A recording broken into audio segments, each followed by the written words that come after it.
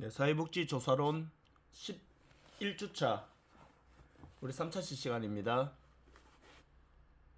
자, 우리 어제 수업 시간에 우리가 같이 살펴보았던 이 신뢰도와 타당도 부분, 그리고 우리가 뒤에 이어서 우리가 표집 부분과 관련된 내용들을 다시 한번 정리하는 그런 시간을 가지도록 하겠습니다.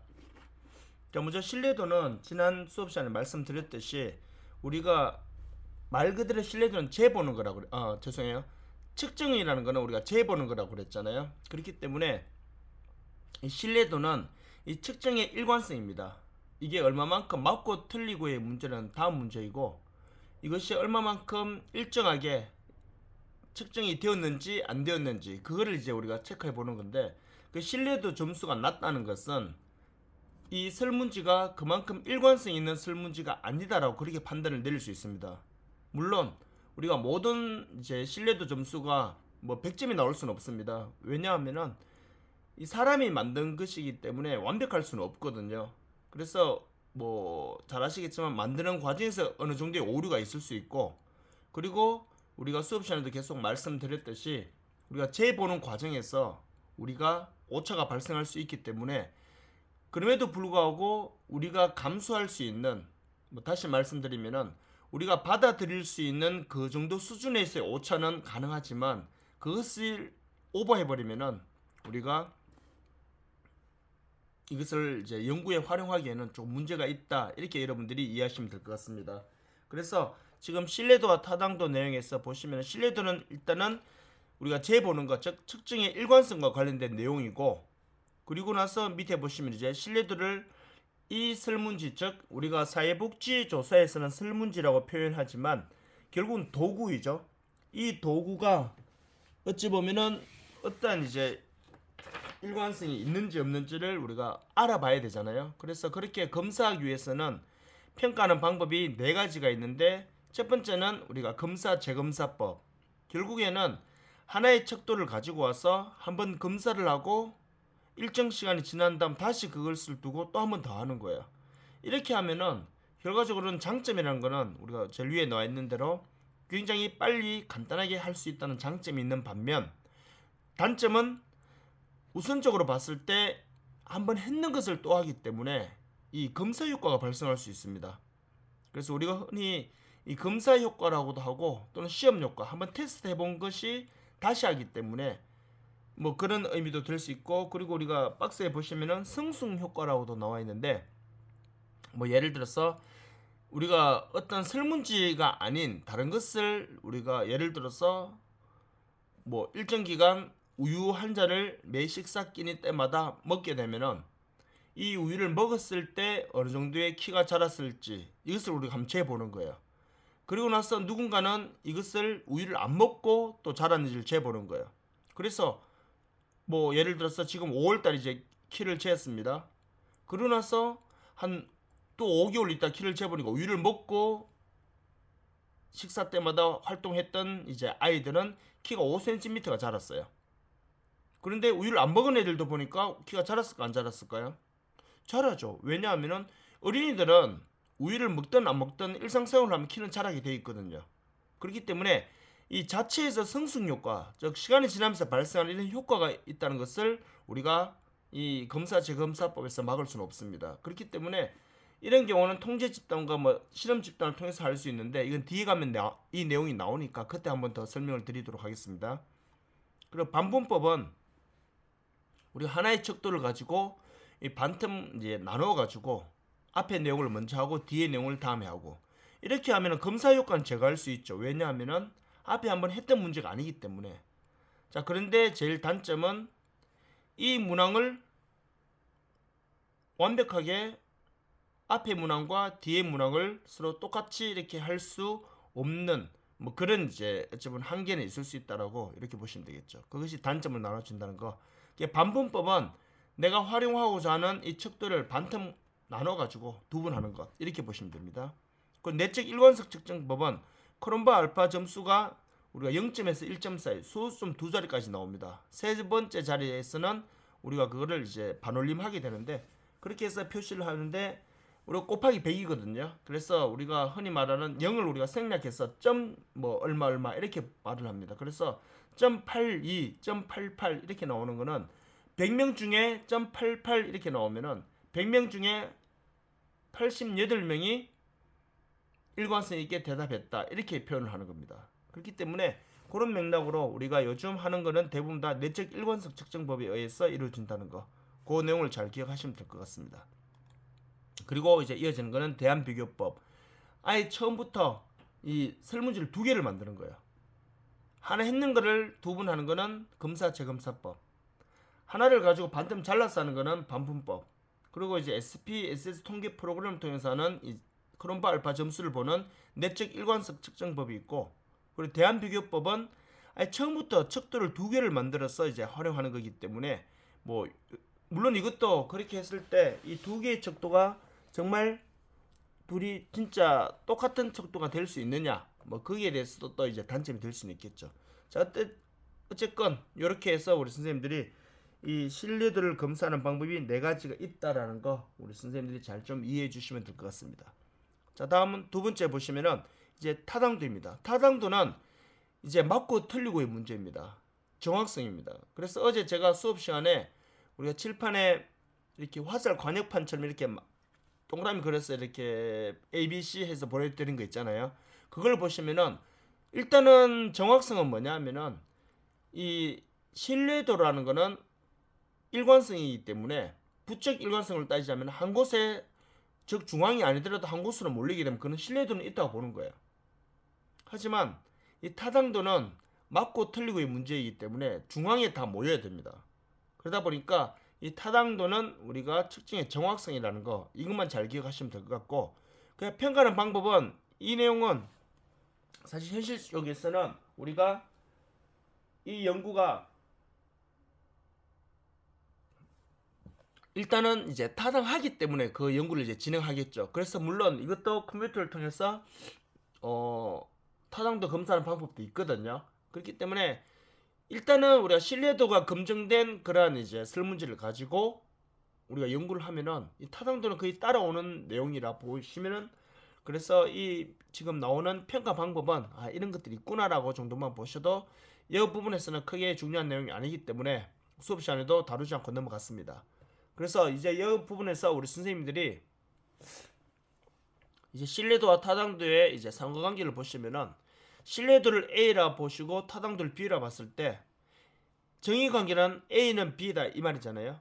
즉 신뢰도가 있으면 타당도도 있고 타당도가 있으면 신뢰도도 있다, 이게 정의관계인데, 근데 어제 수업 시간에도 말씀드린 대로 신뢰도가 높다고 해서 타당도는 높을 수도 있고 낮을 수도 있습니다.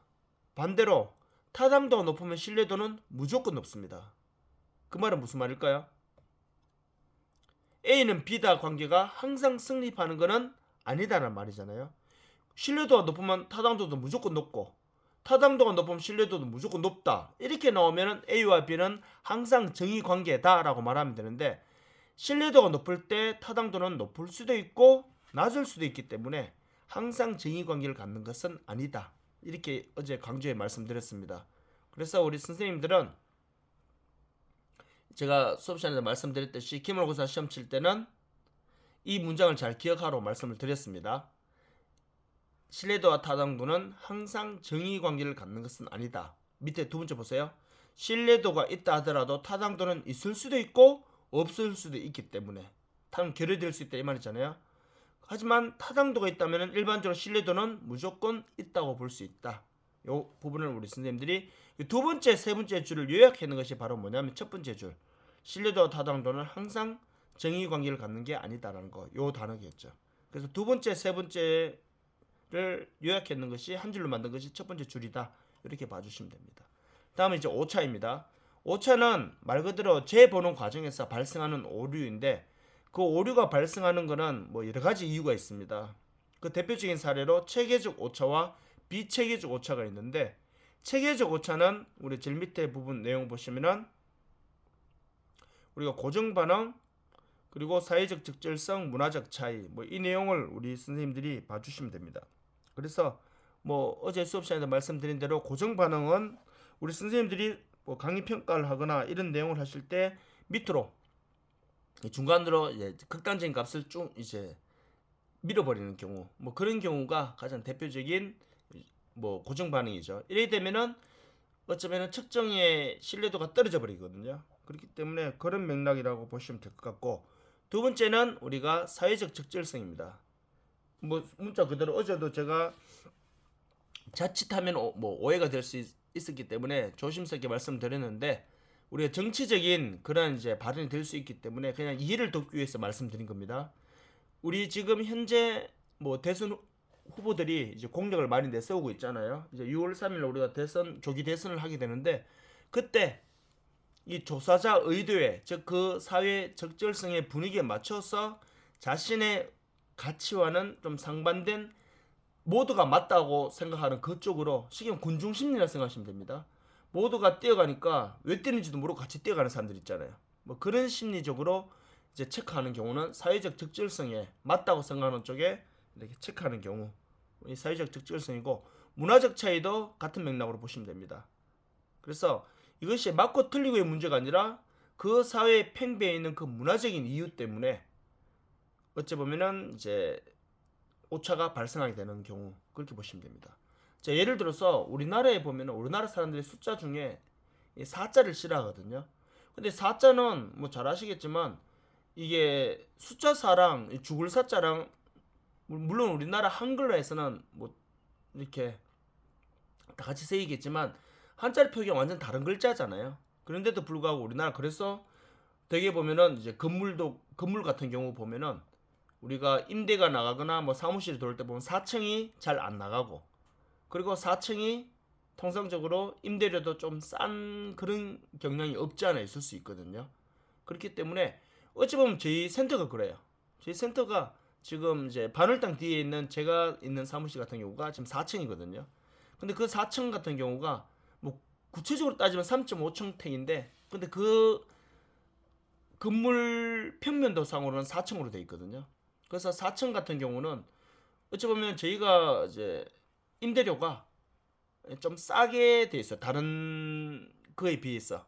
그렇기 때문에 뭐 어쩌면 큰 의미를 줄 필요가 없는데도 불구하고 이런 것이 바로 뭐냐면은 문화적인 차이입니다. 4층에 들어간 사람들이 진짜 뭐 예를 들어 해를 많이 당하거나 그쪽 사업장이 망하거나 뭐 이런 거 전혀 아니거든요.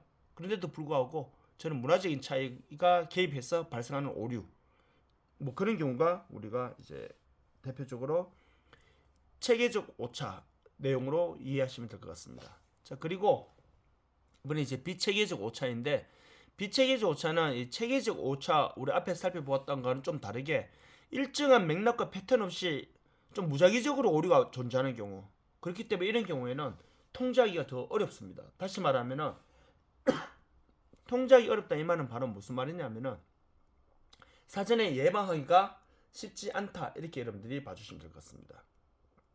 그래서 제가 수업 시간에도 뭐 사례로 말씀드렸던 것처럼 그것을 이제 재보는 과정의 그 상황, 현실적인 상황과 또 재는 과정에서의 뭐 대상자, 뭐 이런 것들로 인해서 발생하는 오류다라고 여러분들이 봐주시면 될 것 같습니다. 자, 이렇게 해서 이 내용은 여기서 마무리하도록 하고요. 자, 두 번째 내용 보겠습니다. 두 번째 내용 보시면은 이제 표집 내용입니다. 자, 표집은 우리 수업 시간에 말씀드린 대로 표집은 말 그대로 내가 이건 표집을 한다 이 말은 구체적으로 다른 말로 하면은 전수조사가 아닌 샘플 조사입니다. 그 표본 조사가 되겠죠. 표집은 바로 뭐냐면은 내가 원래 연구하고자 하는 그 전체 대상자에서 내가 필요로 하는 연구 대상자를 뽑는 거예요. 우리가 커피를 내린다 그러잖아요. 커피 추출한다 그러잖아요. 이것처럼 거기서 내가 일부를 뽑아내는 겁니다. 뽑아내고 나서 그 뽑는 것이 표집, 그렇게 해서 뽑혀 나온 것이 표본, 뽑는 거를 우리가 아까 말씀드린 표본 추출한다, 이렇게 표현하시면 됩니다. 그래서 표집을 하게 되면은 내가 예를 들어서 대한민국 여성들이 현재 대한민국 현 시점에서 남녀 차별에 대해서 인지하는 정도에 대해서 연구하려고 그러면은 전체가 대상자가 누구냐면은 우리나라 대한민국 여성이 다 대상자가 됩니다. 그 중에서 내가 예를 들어서 뭐 1000명을 뽑겠다 하면은 표집이 하는 게 1000명을 뽑는 거, 전체는 모집단은 대한민국 여성. 그래서 뽑는 거는 표집은 1000명. 그래서 뽑혀 나온 1000명은 표본 이렇게 보시면 되겠죠. 그래서 당연히 표집을 해서 일부를 뽑아서 하기 때문에 당연히 빨리 할 수 있겠죠. 돈도 적게 들겠죠. 이런 기타 등등의 장점이 있고, 근데 세 번째 보세요. 정확성이라고 나오는데 사실 우리가 전체를 다 하는 게 정확할까요? 일부를 뽑아서 하는 게 정확할까요? 전체 다 하는 게 정확하잖아요. 그래서 여기서 말하는 정확성은 우리가 PPT 자료다 보니까 우리가 통상적으로 내용을 구구절절 다 쓸 수는 없잖아요, 지금요.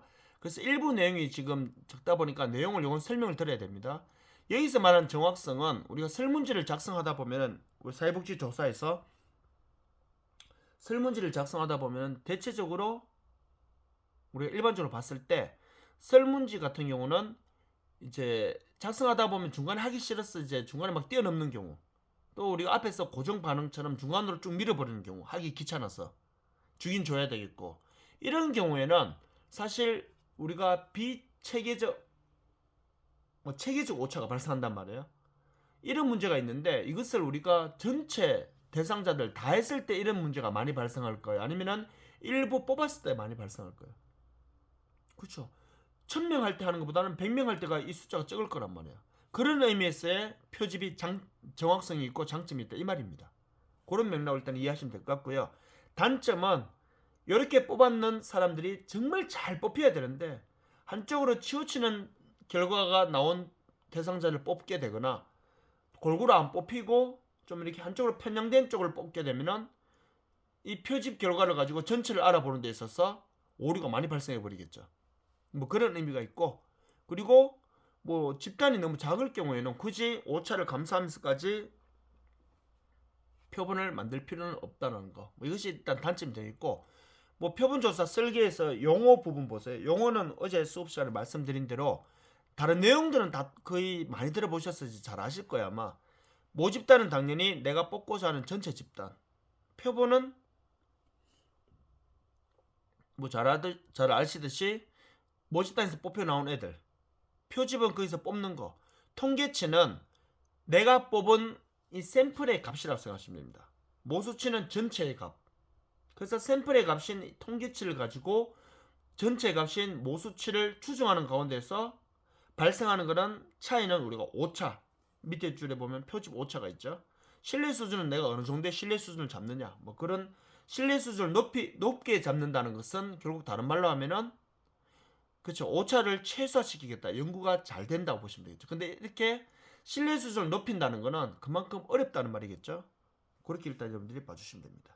그래서 우리가 표집의 유형을 보시면은 표집의 유형 같은 경우는 뭐 가장 대표적으로 확률 표집과 비확률 표집으로 이렇게 크게 이제 두 개로 나눠지면서 각각 표집하는 방법이 4가지씩 해서 총 8가지가 있다고 말씀을 드렸습니다. 그래서 우리가 이 확률 표집법은 모집단에서 내가 일부를 뽑아야 되잖아요. 근데 그 뽑을 때 모집단 전체에서 누가 뽑혀 나가든 뽑혀 나갈 가능성은 확률은 모두가 동일한 경우, n분의 1로 동일한 경우가 확률 표집. 하지만 누구는 뽑힐 가능성이 좀 더 높고 누구는 상대적으로 좀 더 낮고, 이런 경우가 우리가 비확률 표집이라고 해서 그 4가지 방법이 있습니다. 그래서 우리 선생님들이 페이지를 잠깐 넘겨서 뒤에 보시면은 이 표집의 유형이 나옵니다. 이 표집의 유형을 보시면은 그래서 우리가 확률 표집과 이 비확률 표집으로 이제 이렇게 구분이 되는데, 이 확률 표집 같은 경우는 단순 무작위와 체계적 표집은 다른 말로 하면은 우리가 계층적 표집 뭐 이런 표현도 제가 썼었죠. 그래서 가장 대표적인 체계적 표집이라는 말을 많이 쓰기 때문에 우리 선생님들이 이렇게 일단 이해하시면 될 것 같습니다. 그래서 이 표집 방법에서 확률 표집은 4가지, 비확률 표집은 또 4가지. 그렇지만 확률 표집과 비확률 표집으로 구분하는 가장 대표적인 이유는 확률 표집은 누구든 뽑혀 나갈 가능성이 n분의 1로 동일하다는 그러한 전제 조건. 하지만 비확률 표집은 뽑혀 나갈 가능성이 다르다는 거. 그렇게 일단 여러분들 이해하시면서 단순 무작위 표집을 보시면은 뭐 다른 거 이해하실 필요 없거든요. 우리가 행운권 추첨할 때 번호표를 하나씩 나눠주고 추첨함에 그 번호를 하나씩만 넣어놓고 한 명 한 명 랜덤으로 뽑는 거, 그 제비뽑기라고 나와있죠, 박스 내용에 보면은. 그래서 이런 식으로 뽑게 되는 게 단순 무작위인데, 이 단순 무작위 표시법이 가장 이상적인 방법이에요. 가장 공정하잖아요. 누가 뽑힐 가능성이 똑같으니까. 대신에 규모가 너무 큰 경우에는 이거를 적용하기에는 너무 현실적으로 어렵다는 거, 뭐 그거는 수업 시간에 말씀드렸고요. 그 체계적 표집 같은 경우는 내용을 보시면 하나를 무작위로 뽑은 다음에 그 하나를 기준해서 간격을 통해서 계속 뽑아내는 거. 뭐 수학 선생님이 수학 시킬 때 오늘이 이제 14일이면은 4번 때 다 일어나 이런 거 있잖아요. 뭐 그런 경우로 뽑게 되면은 단순 무작위보다는 훨씬 더 빨리 뽑히게 되는 뭐 그런 이제 맥락이 될 수 있겠죠. 더 많이 뽑을 수 있겠죠. 청합 표집 같은 경우는 아예 개인 개인을 뽑는 게 아니라 이 모집단을 하나의 소집단으로 구분해 놓습니다. 그래서 그 소집단을 이렇게 이제 랜덤으로 뽑아내는 것, 그렇게 봐주시면 될 것 같고, 집락 표집은 이미 행정 단위가 나눠져 있는, 예를 들어 대구광역시 뭐 8개 구군으로 나눠져 있잖아요. 그리고 뭐 달서 구 안에서도 신당동, 호산동, 파산동 뭐 이런 식으로 다 나눠져 있잖아요. 그 나눠진 동네를 이제 뽑는 거. 그래서 이 집락 표집은 굉장히 큰 집단을 뽑을 때, 많은 수를 뽑을 때 이제 활용하는 것이다라고 이해하시면 될 것 같습니다. 그리고 비확률 표집 같은 경우는 임의 표집과 편의 표집, 말 그대로 현실 속에서는 어찌 보면 임의 표집을 많이 해요. 공식적으로는 그런데 나 임의 표집하지 않았다고 말은 하면서도 실질적으로는 임의 표집을 많이 합니다. 근데 이게 비확률적인 내용이기 때문에 실질적으로 특히 석사 논문이나 뭐 이런 경우에는 보면은 이미 표집으로 해놓고 나중에는 확률 표집을 했다라고 이렇게 좀 뻥치는 경우도 많이 있거든요. 왜냐면 이게 현실적인 문제이기 때문에. 이미 표집을 하지 않으면은 첫째는 설계도도 표집하기가 사실 쉽지는 않아요. 그리고 밑에 두 번째 보세요. 의도적 표집. 내가 원하는 대상자들을 좀 뽑아가야 돼요. 근데 그렇게 하지 않으면은 실질적으로 결과가 잘 안 나옵니다. 그렇기 때문에 우리가 살짝 어느 정도의 뭐 이건 좀 애매한 말이기도 하지만 그냥 용서되는 범위 안에서의 일탈 뭐 그 정도? 뭐 그렇게 일단 여러분들 이해하시면 될 것 같아요. 그래서 일단은 비확률 표집이란 건 임의 표집은 시간과 장소를 내가 임의로 정한 다음에 거기서 랜덤으로 빨리 뽑아내는 거. 금방 끝나겠죠? 의도적 표집은 내가 원하는 사람들을 가서 찾아오는 거. 이래 되면 조금 편향된 그런 결과는 나올 수 있겠지만 원하는 결과는 빨리 잘 나올 수 있겠죠. 할당 표집은 위에 확률 표집의 청화 표집 내용과 거의 똑같습니다. 전체 집단에서 그룹을 만들어 놓고 그 그룹을 이제 소집단으로 뽑는 건데, 대신에 청화 표집은 그 그룹들이 뽑혀 나갈 가능성이 n분의 1로 동일한데, 할당 표집은 뽑혀 나가는 집단들이 누구는 더 높을 수도 있고 누구는 낮을 수 있고, 이것이 이제 비확률 표집과 확률 표집 큰 차이라고 말씀을 드렸습니다. 그리고 마지막, 이 비확률 표집이 이름에도 불구하고 존재하는 이유는 바로 눈덩이 표집 때문입니다. 조사 대상자가 어느 한 샘플을 잡은 다음에 그 샘플을 통해서 계속 늘려나가는 겁니다. 우리가 처음 눈송이 하나를 야구공 크기만큼으로 뭉친 다음에 굴려나가다 보면은 이 크기가 축구공 크기가 되었다가 뭐 농구공 크기가 되었다가 그러다가 이제 뭐 짐볼 크기만큼 이렇게 큰 눈덩이가 될 수 있잖아요. 이것처럼 눈덩이 표집은 그래서 아무 때나 활용하는 것이 아니라 이 대상자들을 우리가 일반적으로 활용하기가 쉽지 않은 경우, 가장 대표적으로 만나기 어려운 경우, 우리가 일반적으로 우리가 만나기 어려운 경우가 에이즈 환자나 아니면은 뭐 장애와 관련된 그런 연구를 진행한다거나, 또 이런 우리 사회에 어느 정도의 조금의 희소성의 이 의미가 있는, 희소성에 어찌 보면 좀 이제 분류로 돼 있는 그런 쪽의 연구를 할 때 이 눈덩이 표집을 많이 한다는 거, 그거 우리 선생님들이 잘 기억하시고, 확률 표집과 비확률 표집을 좀 구분하시면은 이제 그 원칙을 보시고 구분하시면은 크게 어려움은 없을 것 같습니다. 자, 여기까지가 수업 내용이고요. 이제 다음 12주차 수업 내용은 우리가 12주차 맞나요?